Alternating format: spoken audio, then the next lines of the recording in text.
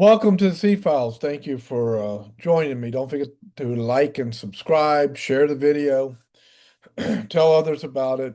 Anyone who wants to learn the scriptures, know more about the Bible, know more about Christianity, you're in the right place. And we do it by simply doing a devotion in the scriptures, and you learn as I go along in my own personal devotion. And I make commentary, and I try to teach a little something about the book that I'm in. And there's a lot of history here, and so I'll go through some history as well. And I'll show you something. Remember Moses in the Exodus and all the plagues and everything, and the Pharaoh of Egypt, and the they were worshiping different gods than the one true God the Israelites worshipped. Um, I get books like this, I don't know if you can see it, the Egyptian Book of the Dead. And I learned from these books what was going on in those ancient cultures and what they were like, what they were doing. It's interesting. A lot of times there are parallels between what they were doing and what's happening today. I also have this one. I picked these up recently. This one's Meditations, Marcus Aurelius. So another one on Rome. And Marcus Aurelius talks about where he got his moral character from and so forth and so on in this book. So you learn more about the Roman emperors, Rome, how they thought. And then, when the Apostle Paul in the New Testament is referencing something having to do with Christianity in the Roman world at that time, that helps me to connect things in my head when it comes to that. Here's Eusebius, the church history, first century church history. Pretty good. So these are things so when I'm bringing things out in the scriptures, it's because I read things like this. The person and work of Christ, the apostles, missions and persecutions, bishops' writings and martyrdoms, Western heroes, Eastern heretics, and so forth. I mean, down the line it goes. And if you read books like this, you begin to make connections in your mind to the reality that was occurring at that time. And that's important. Now we are in Ezra chapter 6 in this video to begin with. So if you want to go to Ezra chapter 6 and join me, I'm using the New King James Bible. And we're going to be talking about King Darius. Now, in the previous episode, we had somewhat of a cliffhanger. Israel was shut down by King Artaxerxes from building the wall and building the temple after going back into the land. God's land promise to Israel was fulfilled at that time. People take that particular land promise and they put it sometime in our future, or they attach it to 1947, the Balfour Accord, when modern day Israel was formed. But there was no land promise on that. The land promise was fulfilled right here in Ezra. And so it was pre-Christ. It was pre the incarnation of Christ. The God fulfilled all the promises he made to Israel concerning the land promises prior to the incarnation of Christ. And so that's what we're reading about right here in Ezra. So anyway, Artaxerxes shut down the operation of rebuilding the temple when after 7 years of captivity, and they went back into the land. And this was an edict that was made by King Cyrus that came before King Artaxerxes. And King Cyrus made a decree that Israel would go back into the land and rebuild their country, rebuild Jerusalem and the temple and the whole 9 yards. That was from King Cyrus. Well, there were some troublemakers, some governors out in that area that didn't like this. They didn't like the idea that they were coming in and rebuilding. And so they made a complaint to the king, Artaxerxes. King Artaxerxes did not know about the decree made by King Cyrus. And so he shut it down. Now King Artaxerxes has passed away, and King Darius has come on the scene. And the same decree has been made to King Darius. And King Darius went and checked something that the Jews were telling him. Hey, King Cyrus told us we're operating under the orders of King Cyrus, who told us to come do this. So King Darius goes and he finds a rock where the Jews told him to look, and there it was, the decree by King Cyrus that they go back in the land and build. And now we're picking up here what is going to be the response of King Darius concerning this. And we're in chapter 6, Ezra chapter 6. Then King Darius issued a decree, and a search was made in the archives where the treasures were stored in Babylon. And at Ashmetha, in the palace that is in the province of Media, or Media, we would pronounce it today, a scroll was found. And in it, a record was written thus. And here's what was written on the stone. In the first year of King Cyrus issued a decree concerning the house of God at Jerusalem. Let the house be rebuilt, the place where they offered sacrifices, and let the foundations of it be firmly laid. Its height 60 cubits and its width 60 cubits. With 3 rows of heavy stones and 1 row of new timber. Let the expenses be paid from the king's treasury. Also, let the gold and silver articles of the house of God, which Nebuchadnezzar took from the temple, which is in Jerusalem, and brought to Babylon, be restored and taken back to the temple which is in Jerusalem, each to its place, and deposit them in the house of God.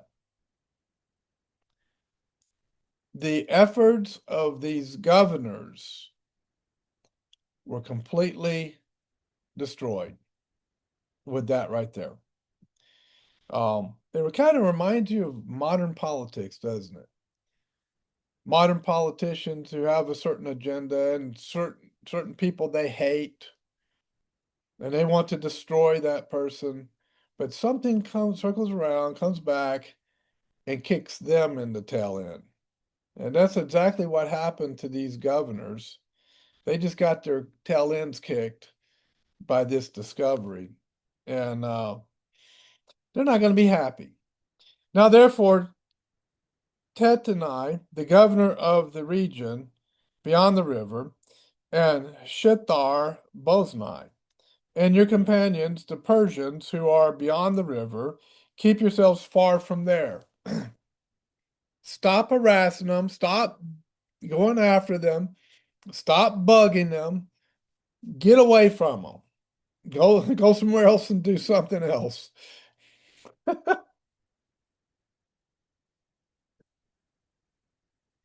The arrogance of man trying to fight God never ends well.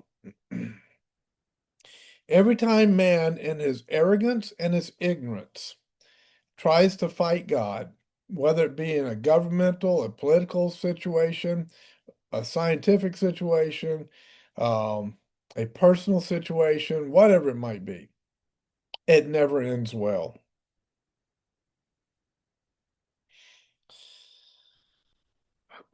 So he says, get out of there.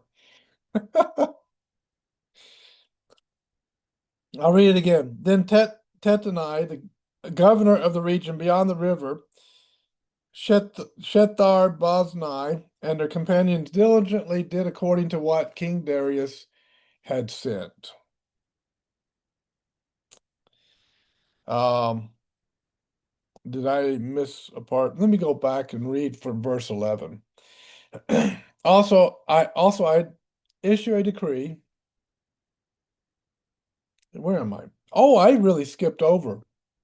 Okay, here we go. I skipped over a lot of stuff. Let me go back to verse 6. Now, therefore, Tattenai, governor of the region beyond the river, and Shethar-boznai, and your companions, the Persians, who are beyond the river, keep yourselves far from there. Let the work of this house of God alone.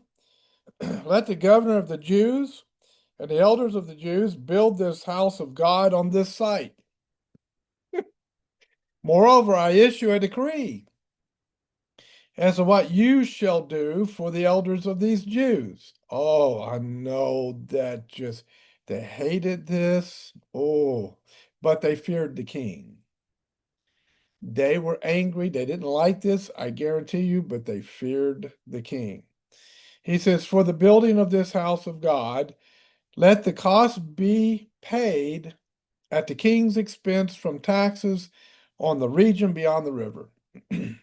This is to be given immediately to these men, so that they are not hindered. And whatever they need, young bulls, rams, and lambs, for the burnt offerings of the God of heaven, wheat, salt, wine, and oil, according to the request of the priests who are in Jerusalem, let it be given them day by day without fail, that they may offer sacrifices of sweet aroma to the God of heaven, and pray for the life of the king and his sons.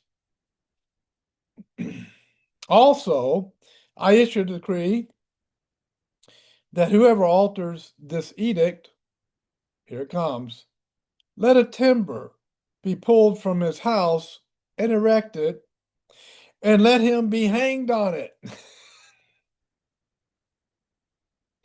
Oh, you don't like what I have to say? All right. And let his house be made a refuse heap because of this.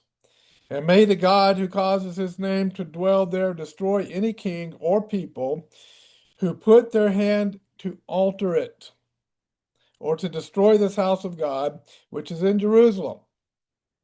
I, Darius, issue a decree, let it be done diligently.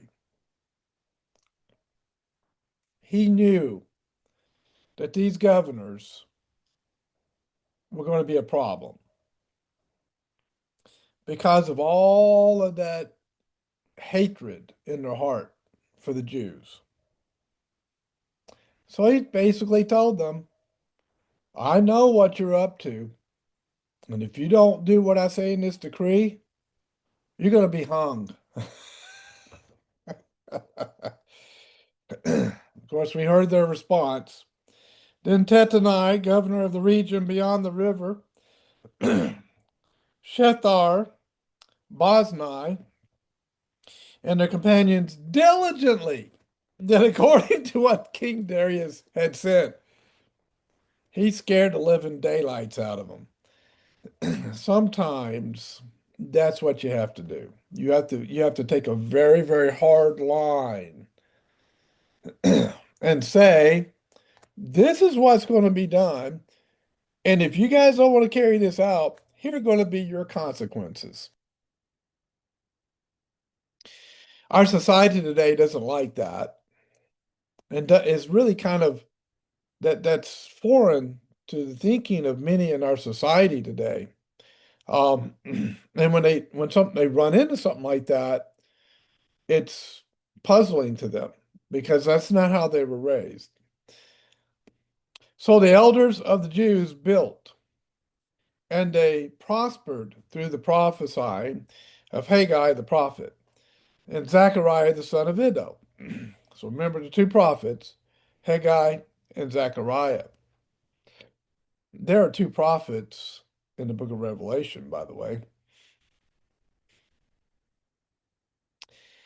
And they built and finished it according to the commandment of the God of Israel, and according to the command of Cyrus, Darius, and Artaxerxes, king of Persia. Now the temple was finished on the third day of the month of Adar, which was in the 6th year of the reign of King Darius. Then the children, so they were able to finish the temple, by the way. Third day of the month of Adar, in the 6th year of King Darius. Wonderful day for the Jews. Then the children of Israel, the priests and the Levites, and the rest of the descendants of the captivity celebrated the dedication of this house of God with joy. And they offered sacrifices at the dedication of this house of God 100 bulls, 200 rams, 400 lambs, and as a sin offering of all Israel, 12 male goats according to the number of the tribes of Israel. They assigned the priest to their divisions and the Levites to their divisions over the service of God in Jerusalem, as it is written in the book of Moses. So, God took care of business. God determined that this would happen. God put it in the heart of King Cyrus to make sure that the decree was made. God put it in the heart of King Darius to make sure the decree was carried out. And God put the fear of King Darius into the governors who wanted to oppose the Jews in the building of this temple. All right. Let's see, where are we?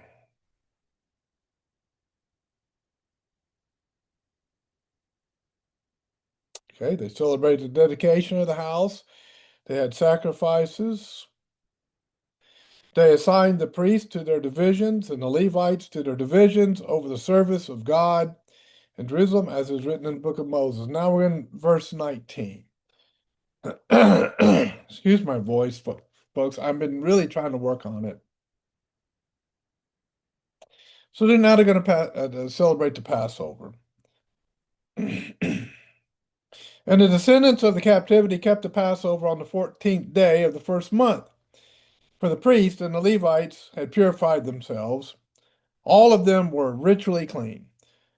And they slaughtered the Passover lambs for all the descendants of the captivity and their brethren, the priests, and for themselves.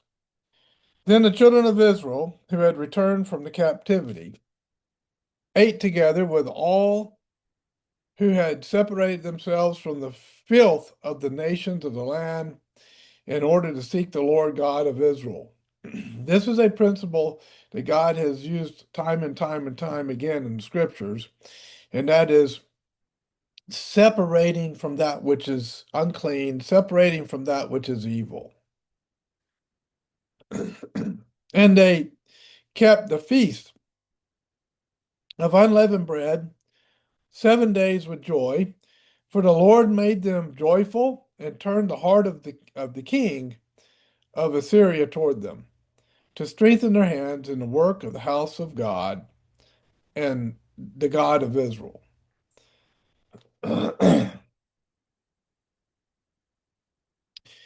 And I think I was wrong about Artaxerxes. I thought these kings were in sequence. One would pass away, another would come forth. It would seem that there were apparently regions because Artaxerxes shows back up in chapter 7. So I will make that correction. So Artaxerxes didn't find what Darius found. And it did say here that Artaxerxes was in league with King Darius once they discovered what they discovered. So I'll have to learn more about how Persia operated. See, that's how I start digging into that stuff because I see something, I go, okay, I thought I was right on that, but I wasn't. I need to go dig more. It's okay to do that, by the way. It's okay to be wrong as long as you recognize it when it's pointed out to you and you make the corrections. I have books back here that can help me with that. I just have to dig into them. All right. By the way, I don't trust AI on that stuff. I'll go to my books that are out of print, that's probably not even on the internet. All right, we're going to go to Psalm 113. And that's the Psalm 113 is the majesty and condescension of God.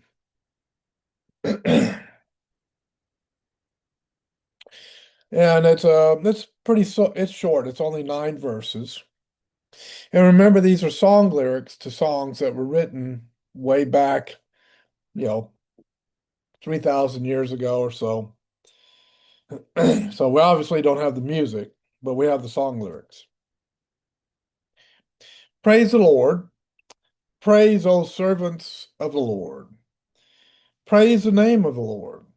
Blessed be the name of the Lord, for this time forth and forever. From the rising of the sun to its going down, the Lord's name is to be praised. A continual praising in the heart for the Lord. The Lord is high above all nations.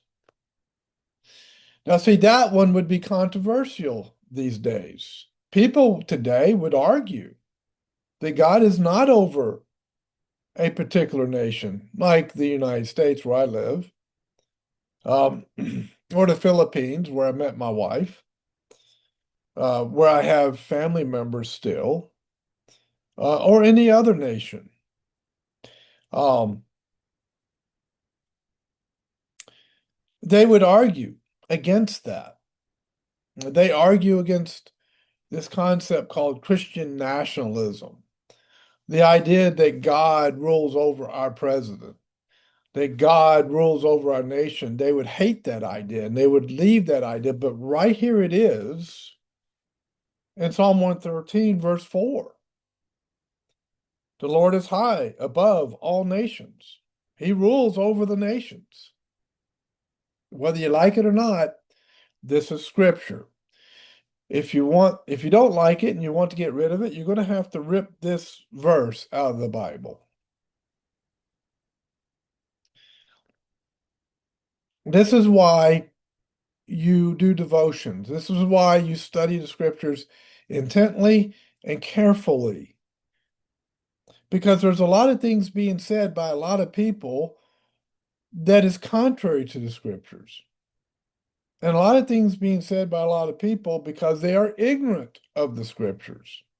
And what I'm here to do is to reveal to me and you, all of us, what the scriptures actually do say. So the Lord is high above all nations. It doesn't just mean that he's a higher creature than what the nations are, but he's hands off on the nations. What it means is he actually does rule over the nations. He's hands on. And we just saw that with King Cyrus, King Artaxerxes, and King Darius. That God is intimately involved in what he was intimately involved in what they were doing. And when you read in the Exodus about Pharaoh, Pharaoh disobeyed, and God brought consequences on Pharaoh. And later you read that God says, I lifted up Pharaoh in the book of Hebrews, I lifted up Pharaoh for the purpose of demonstrating my power. How did he demonstrate his power? By bringing Pharaoh back down, by creating consequences for Pharaoh's actions. God is hands on. The Lord is high above all nations, his glory above the heavens. Who is like the Lord our God, who dwells on high? He humbles himself to behold the things that are in the heavens and in the earth. He is so high, he has to kind of bring himself down a little bit just to even view what's happening with us. He prayed, I mean, that's how far above us he is. There's, I mean, there's no comparison between God and man. Man is so much lower. He raises the poor out of the dust. He lifts the needy out of the ash heap, that he may seat him with the princesses of his people. He grants the barren woman a home, like a joyful mother of children. Praise the Lord. God is hands on, and he's not aloof. He's not um a God that did creation and then walked away. No, he's intimately involved in his creation. All right, Proverbs chapter 7. This is the wisdom book.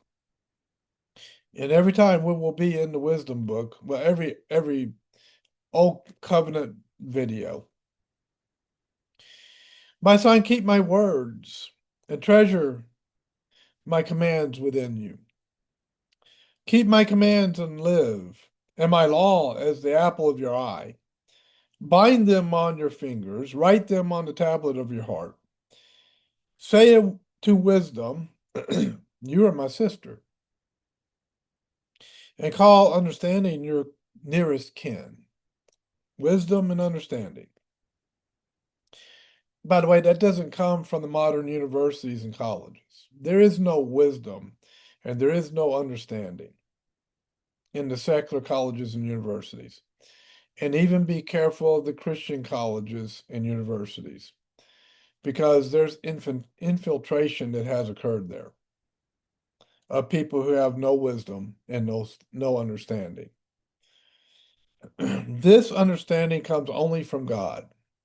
This wisdom comes only from God.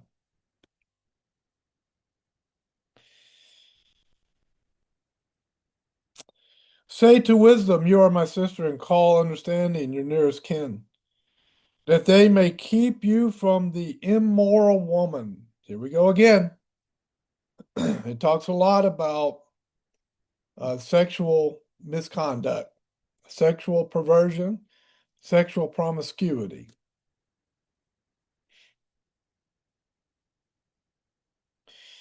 That they may keep you from the immoral woman, from the seductress who flatters with her words. There's a lot of them on social media, by the way. Some of you women on social media need to settle yourselves down. And the reason is because you're acting like the seductress that's right here in this proverb. I mean, if you're that desperate, you might want to go to the Lord and ask Him to give you a husband or a boyfriend or whatever it is you're looking for. For at the window of my house, I looked through my lattice and saw among the simple. Simple means no knowledge, no wisdom. I perceived among the youths a young man devoid of understanding passing along the street near her corner. And he took the path to her house. Now just listen. We're going to tell a story here. In the twilight, in the evening, in the black and dark night. And there a woman met him with the attire of a harlot and a crafty heart. She was loud and rebellious. Her feet would not stay home. At times she was outside, at times in the open square, lurking at every corner. So she caught him and kissed him. With an impudent face, she said to him, I have peace offerings with me. Today I have paid my vows. So I came out to meet you, diligently to seek your face, and I have found you. She was looking for anybody she could find, but when she catches this young man, she says, oh, yeah, I was specifically looking for you. Flattery is not your friend, my friends. Flattery is not your friend. And I have found you. I have spread my bed with tapestry, colored coverings of Egyptian linen. I have perfumed my bed with myrrh, aloes, and cinnamon. Come, let us take our fill of love until the morning. Let us delight ourselves with love, for my husband is not at home. He has gone on a long journey. Adultery is not a modern invention. It's been around a very, very long time. And it is void of wisdom and understanding. He has taken a bag of money with him and will come home on the appointed day. With her enticing speech, she caused him to yield. With her flattering lips, she seduced him.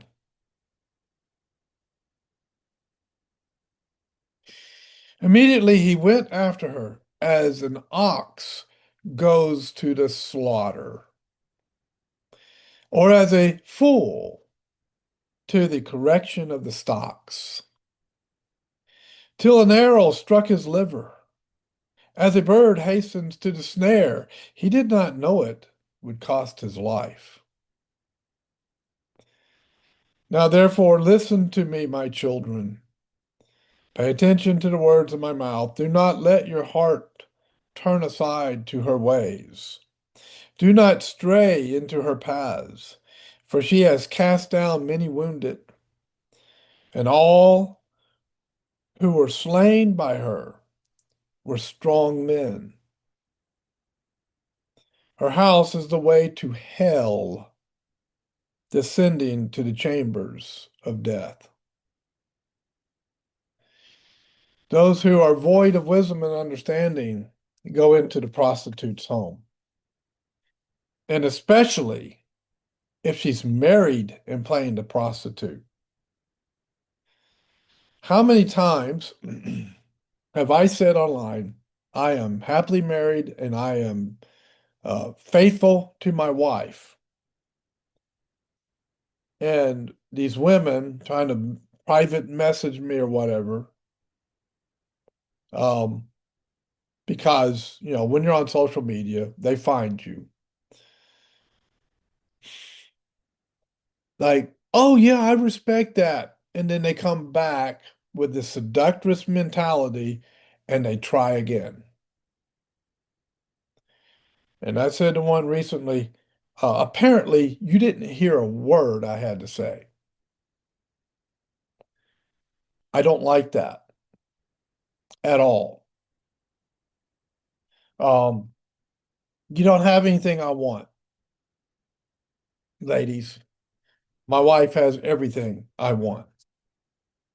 God gave her to me. I love her dearly, and I can't even imagine being with a different woman. Can't even imagine it because it's such a blessing to have her in my life. I would never do anything to jeopardize that. I would never do anything to bring that kind of destruction down upon my family, my wife, my kids, and my grandchildren. What kind of idiot and fool would I be to go after some prostitute, some adulteress, and destroy everything I have built in my life for 65 years? Total fool. Insurrection against Gedaliah. This is Jeremiah. We're in the book of Jeremiah, chapter 41. In the last one, Jeremiah was handed over to Governor Gedaliah, who became governor of Jerusalem under the auspices or the authority of Nebuchadnezzar, king of Babylon. Israel has been conquered and taken into captivity, Gedaliah was set as governor over the land, and Jeremiah was given the choice to go to Babylon and be well taken care of in Babylon, or to stay in the land, and he could go to Gedaliah, and Gedaliah would be under orders to take good care of Jeremiah. Well, now there's going to be an insurrection against Gedaliah in chapter 41. Now it came to pass in the seventh month that Ishmael, the son of Nethaniah, the son of Elishhamah, of the royal family and of the officers of the king, came with 10 men to Gedaliah, the son of Ahikam, at Mizpah, and there they ate bread together in Mizpah. Then Ishmael, the son of Nethaniah, and the 10 men who were with him arose and struck Gedaliah, the son of Ahikam, the son of Shaphan, with the sword, and killed him, whom the king of Babylon had made governor over the land. Ishmael also struck down all the Jews who were with him, that is, with Gedaliah at Mizpah, and the Chaldeans who were found there, the men of war. So that's a total insurrection against King Nebuchadnezzar. What a fool! Trying to take on King Nebuchadnezzar by doing this. Nebuchadnezzar could crush him with his pinky finger. Just, I mean, I don't understand this mentality. And it happened on the second day after he had killed Gedaliah, when as yet no one knew that certain men came from Shechem, from Shiloh, and from Samaria. 80 men with their beards shaved and their clothes torn, having cut themselves with offerings and incense in their land, I'm sorry, with offerings and incense in their hand, to bring them to the house of the Lord. Now Ishmael, the son of Nethaniah, I meant to say, went out from Mizpah to meet them, weeping as he went along. And it happened as he met them that he said to them, "Come to Gedaliah, the son of Ahikam." So he's tricking them. So it was when they came into the midst of the city that Ishmael, the son of Nethaniah, killed them and cast them into the midst of a pit, he and the men who were with him. Saw that one coming. But 10 men were found among them who said to Ishmael, "Do not kill us, for we have treasures of wheat, barley, oil, and honey in the field." So he desisted and did not kill them among their brethren. Now the pit into which Ishmael had cast all the dead bodies of the men whom he had slain, because of Gedaliah, was the same ones Asa the king had made for fear of Baasha, king of Israel. Ishmael, the son of Nethaniah, filled it with the slain. Man, are you picturing this? This is genocide. Then Ishmael carried away captive all the rest of the people who were in Mizpah, the king's daughters and all the people who remained in Mizpah, whom Nebuzaradan,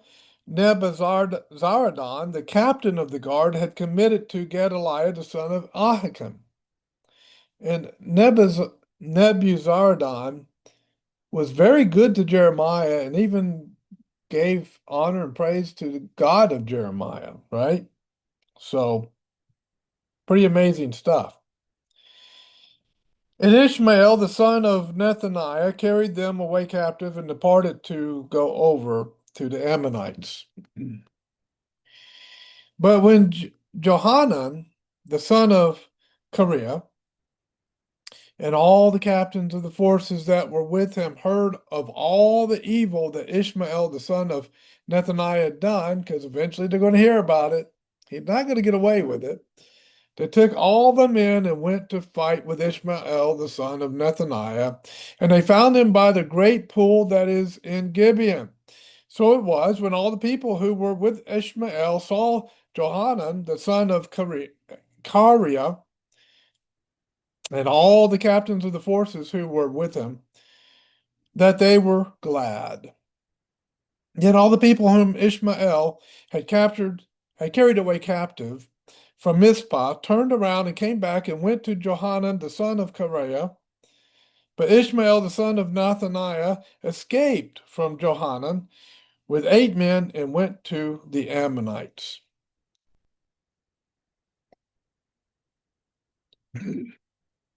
Maybe I'm an observer from 3,000 years in the future, looking down on this now, and I'm just looking, going, what in the world was he thinking?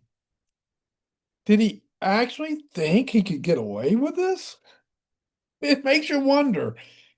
Then Johanan, the son of Kareah, and all the captains of the forces that were with him took from Mizpah all the rest of the people whom he had recovered from Ishmael, the son of Nethaniah, after he had murdered Gedaliah, the son of Ahikam, the mighty men of war, and the women, and the children, and the eunuchs, whom he had brought back from Gibeon. And they departed and dwelt in the habitation of Shimham, which is near Bethlehem. Bethlehem. Yes, that Bethlehem. The one in the Christmas story.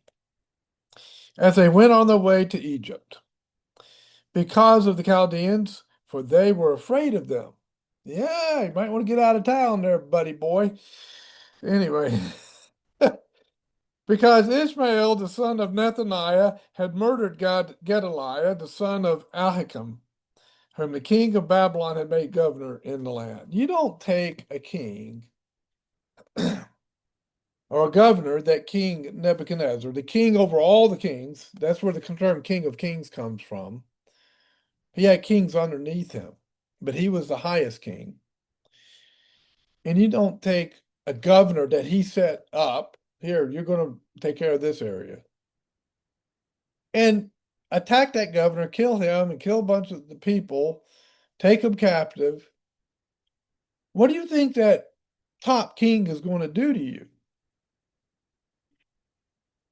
They always ran to Egypt. They always ran to Egypt. I'm going to leave it there for this video. In the next video, I'm going to get into the New Testament books again. God bless. Thanks for watching. I hope this is a benefit to you and a help. Don't forget to like and subscribe and to share these videos. I don't get anything out of these videos. I'm not asking you to share because I benefit from it. I'm asking you to share so that maybe others might benefit from it. Anyway, thank you. God bless. We'll see you next video.